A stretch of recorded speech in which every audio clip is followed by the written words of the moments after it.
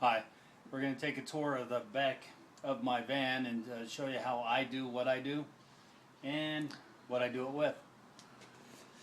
This is starting right here. This is just the cord that lets the electric hose reel in and out. I got a forward and reverse, so I'm a little spoiled there. That's not necessary, but it comes in handy. This jug is for pre-spraying furniture. It's just got obviously furniture pre-spray in it, so I don't have to swap out jugs. I just swap out the entire, just to hook this up. It's got an 8-foot cord on it, an 8-foot hose, so that I can spray from the front of the couch and go all the way around the couch, or from end to end anyway. Then my regular Hydroforce is down here. I use a 7-quart 4-to-1 Hydroforce, and I got this one at Mikey Fest in California, and it came with this gun. And if I had another gun, I would probably put it on. I don't like the gun, but it does spray nice. Looks to be bulletproof. This is my VT14. I use 03 jets, so that's a lot of water. And my dry time is still 7 or 8 hours, but I live in the desert, so that might not be very short out here. I don't know. But this is a filter. Another guy at Mikey Fest gave me the idea to use this filter, and it really has cut down in the sediment buildup in all of my filters. I bought this it's just a Culligan filter, a sediment filter that I bought at an RV supply store. And I put on quick connects so that I can take that off, because turning the whole thing makes it a little harder to do. In some of the cramped areas you have to hook up the hose. Then I just pop that on and it hangs there. And if you move forward to this crazy contraption I have without the filter in place, it literally just goes, the same quick connect screws on, and then this comes on. And if you turn this on, and it lets the water run until, well, I don't know why, but it lets the pressure off when you're all done, which is nice because then it unscrews easier.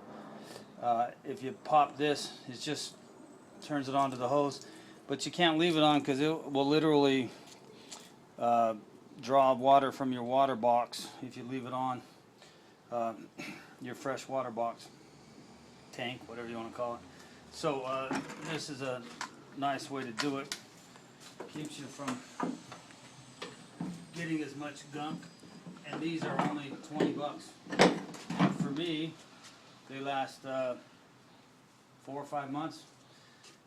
This is just a regular hose, and I put this, because this spring won't stay up, I put this survival tape or extreme repair tape, whatever you want to call it. It's called several things around here. It just stays on.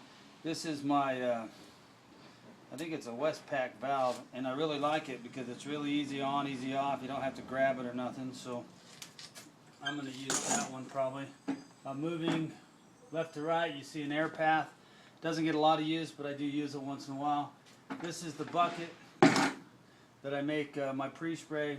Just fill it with hot water, pour in the pre-spray, stir it. That cord is because the generator's broken, and I have to plug it in to run the generator's fired with 110 electricity, or started and then runs on kerosene. But either way, that back there is a regular air mover that blows under the truck mount. As soon as you plug this in, that starts, keeps the fuel pump cooler, and lasts longer, and it really has helped. So if you got one of those, hook it up.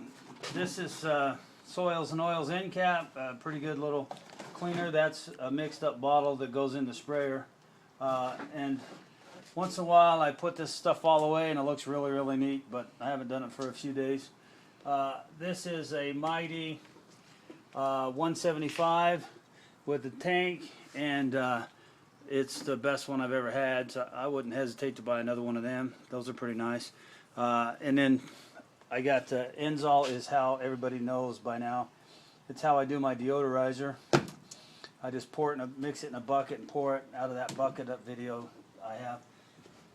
VersaCleans, I'm just using up the last of my order I must have made last summer probably.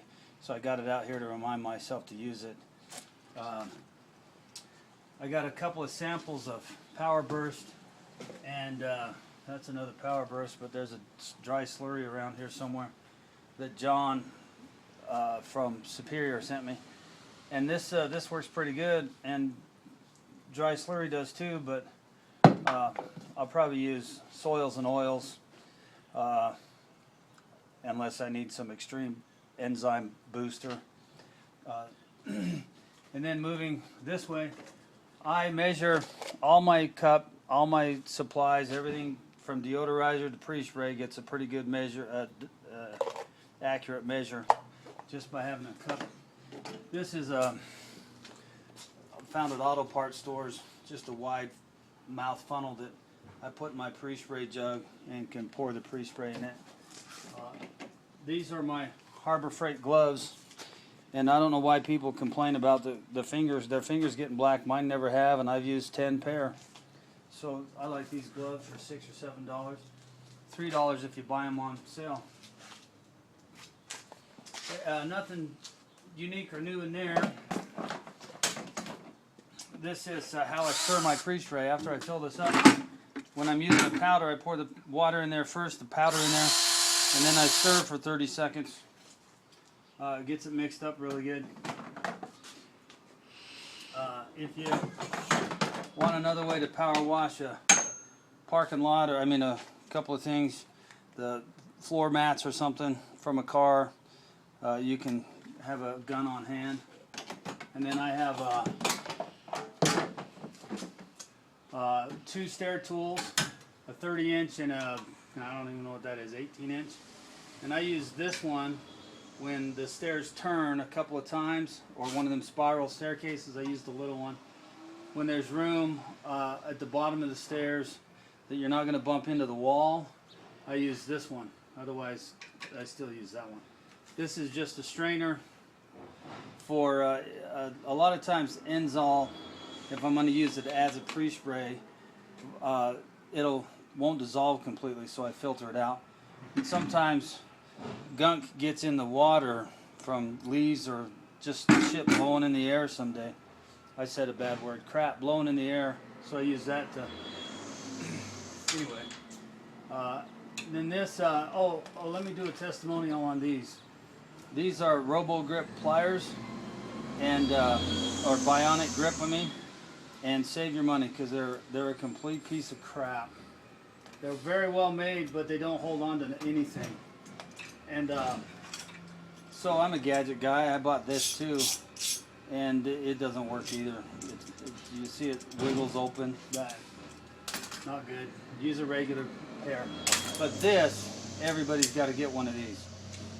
This is a vice grip, but here's how it works. If you want to take your filters off to check them, this is a bad example because there's no filter here, but if you want to change your QD or something, you can close this and it works just like a vise. So you have a really firm thing to grab onto, and it holds it, as opposed to the pliers or whatever you got to hold on to. You just, it stays right there. You can wrench off your tools, and I'll show you how that works just for kicks. We might as well real quick. If you pop this on here, 20 more seconds. then you can undo that and show you while you hold it.